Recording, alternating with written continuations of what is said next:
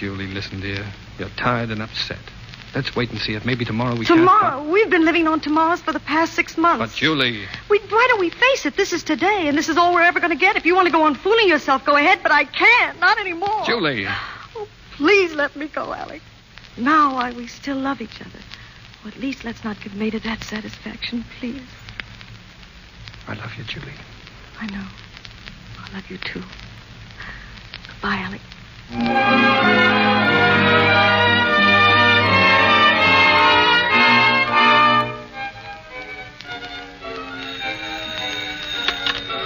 Hello? Hello. Miss Eden? Yes? This is the manager of the Pierce Hotel. You know a fellow by the name of Alec Warren? Yes, what's the matter? Well, he registered here last night, kind of liquored up. And this morning, he looks like a pretty sick man. Sick? I'll be right there.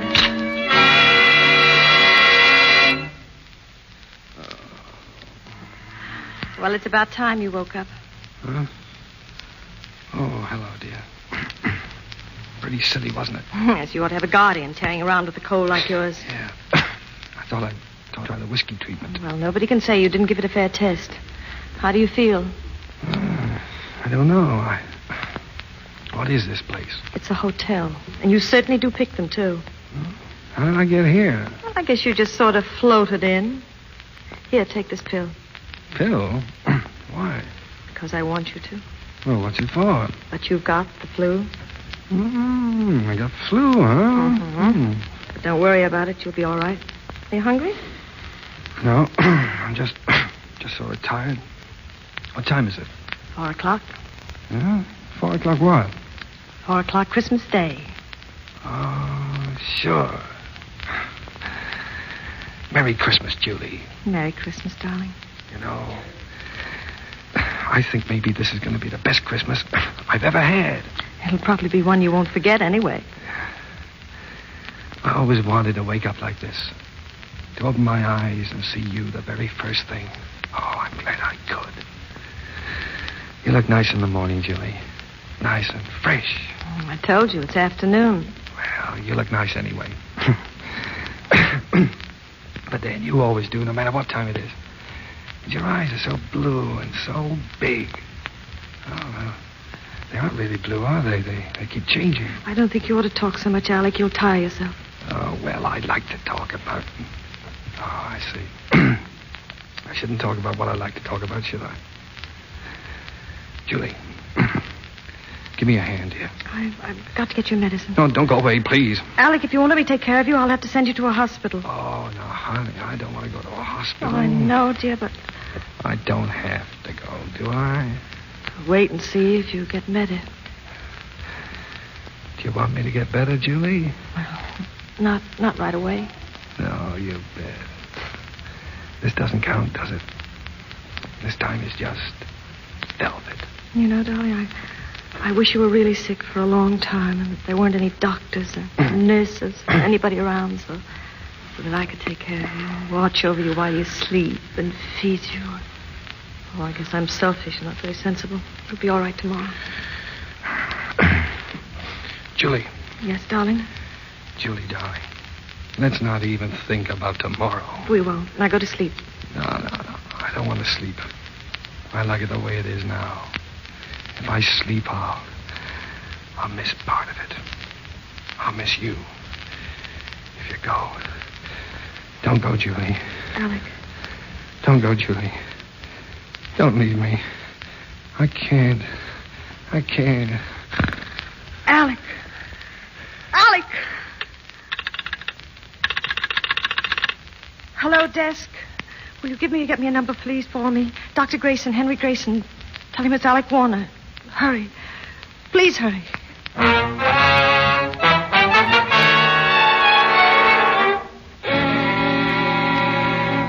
Well, Grayson, how is he? Come here a moment, Richard.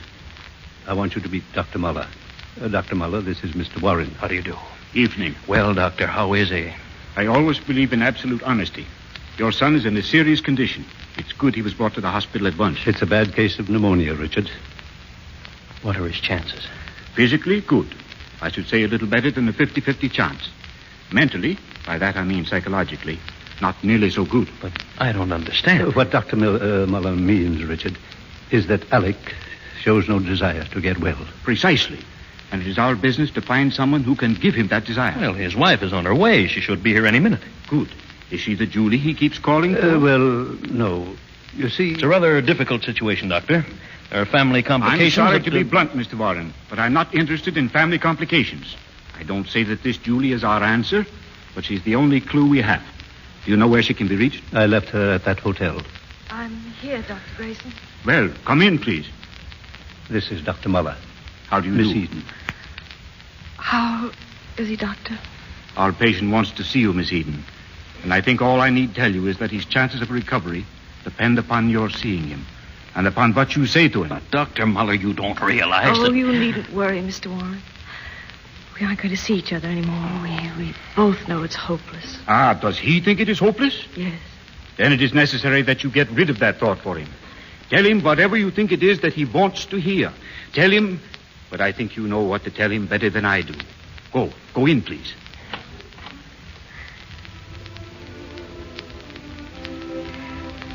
Alec. Alec, dear, can you hear me? It's Julie. Huh? Julie? No. Alec, darling, everything's going to be all right. Do you hear me? Everything all right for you and me. All right? Yes, dear, I thought it all out. Nothing matters now except us. She can do anything she likes, but, she can't keep us from loving each other. Only you've got to get well. Can you hear me, darling? You've got to get well. Oh, no. Now, you're just telling me that because I'm sick. No, darling. Please believe me. You've got to believe me. Mr. Warren, tell him. Say something. Alec. Look, Alec, it's your father. He'll tell you, too. Father, Yes, son. is it all right? Yes, son. Julie, you wouldn't fool me, would you? No, darling. You will try, dear. You will try to get well. I'll get well. Is that what you wanted, Doctor? Don't go away, please. Mr. Warren. Certainly. I'm sorry it has to be this way, Miss Eden. Thanks.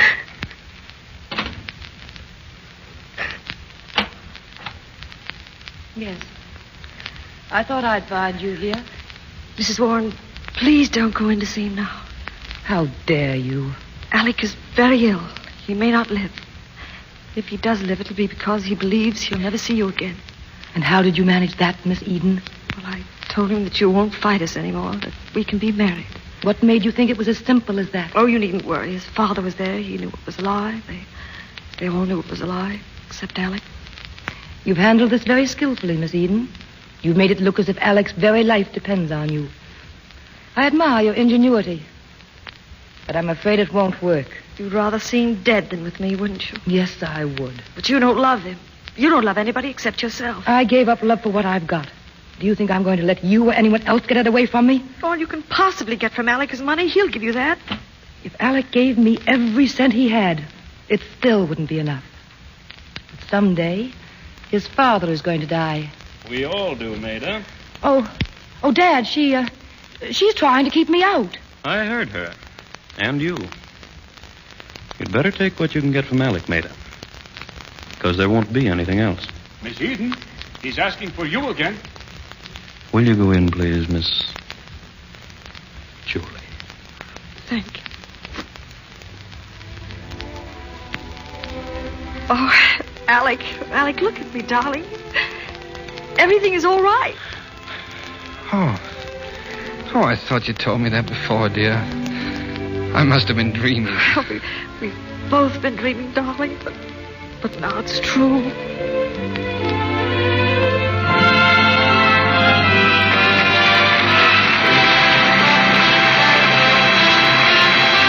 Mr. DeMille will bring back our stars for their curtain calls. But first, a word about Christmas. I know most of you are beginning to think about Christmas tree decorations, and you're probably wishing you could do something new and different.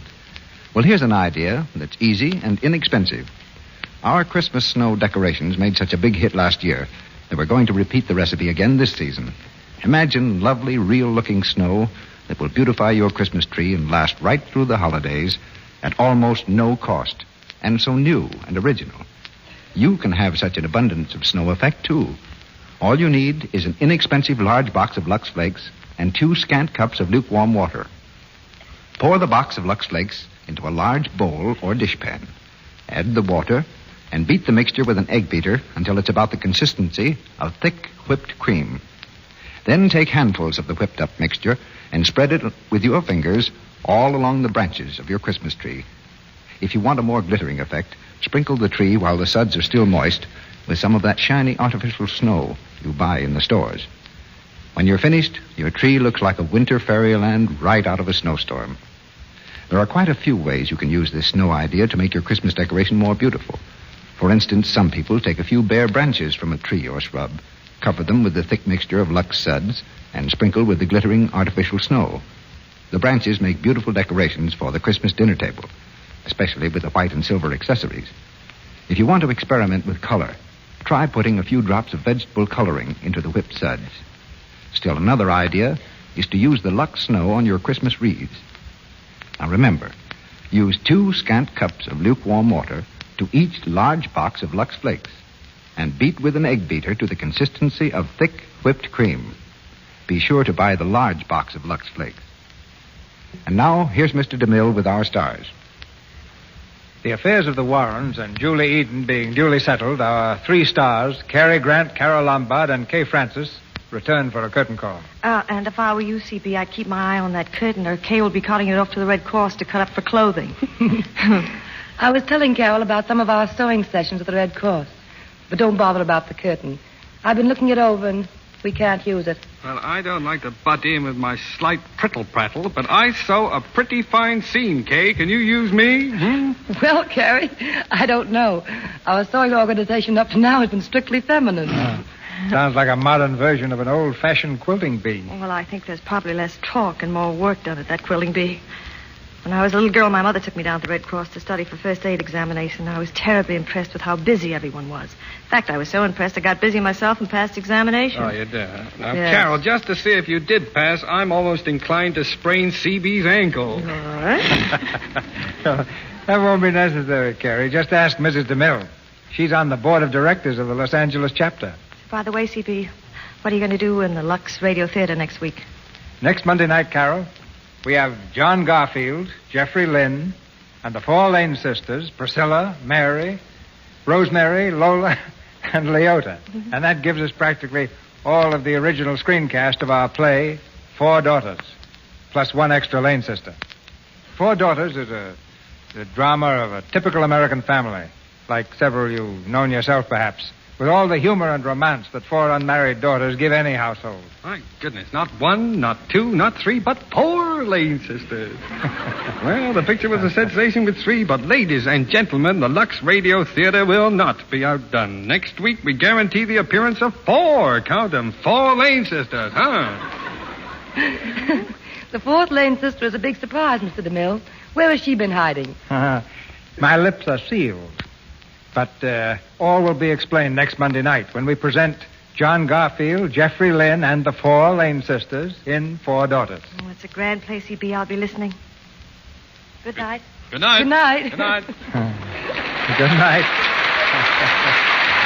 We're writing Santa Claus for 3 more stars like you. Our sponsors, the makers of Lux Flakes, join me in inviting you to be with us again next Monday night when the Lux Radio Theater presents John Garfield, Jeffrey Lynn, and Priscilla, Rosemary, Lola, and Leota Lane in 4 Daughters. This is Cecil B. DeMille saying good night to you from Hollywood. This is Melville Boyd inviting you to listen to the popular Lux daytime program, The Life and Love of Dr. Susan. Tomorrow is the date of Frida's recital, the moment when she intends to humiliate Dr. Susan. Events are rushing toward a crisis. Be sure to listen. For the time and station, see your newspaper. The Life and Love of Dr. Susan comes to you in addition to the Lux Radio Theater. Heard in tonight's play were Julie Bannon as Suzanne, Jean Arden as Laura, Peggy Ann Garner as Ellen, Clara Blandick as Mrs. Warren, Wright Kramer as Dr. Grayson, Lou Merrill as Mr. Warren, Wheaton Chambers as Dr. Muller, Harry Walker as hotel manager, and Gil Patrick as groom. Cary Grant has just finished the Columbia picture, My Girl Friday, and is now working in the RKO production of My Favorite Wife. Carol Lombard has recently completed Vigil in the Night for RKO. Kay Francis was seen on the screen in the RKO picture in name only. Our music was directed by Louis Silvers. We want to remind you that this is the time to help the 1939 drive to fight tuberculosis. Help make the world safer. Purchase your supply of anti-tuberculosis Christmas seals now. Use them on all your Christmas mail. Show that you, too, are helping to fight this dread disease. Buy seals for Christmas, and you buy help for the new year. This is the Columbia Broadcasting System.